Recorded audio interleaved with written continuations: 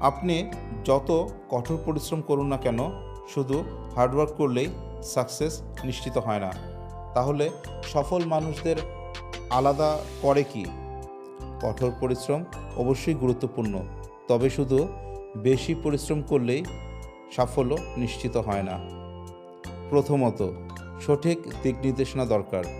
ভুল লক্ষ্য নিয়ে অনেক পরিশ্রম করলেও কাঙ্ক্ষিত ফল পাওয়া খুবই কঠিন। দ্বিতীয়ত, নতুন দক্ষতা শেখা এবং নিজেকে উন্নত করা জরুরি। একই পদ্ধতিতে বারবার কাজ করে ভিন্ন ফল আশা করাও কঠিন। তৃতীয়ত, সময়ের সঠিক ব্যবহার গুরুত্বপূর্ণ। ব্যস্ত থাকা আর উৎপাদনশীল হওয়া এক বিষয় নয়। আরেকটি বড় বিষয় হলো ধারাবাহিকতা।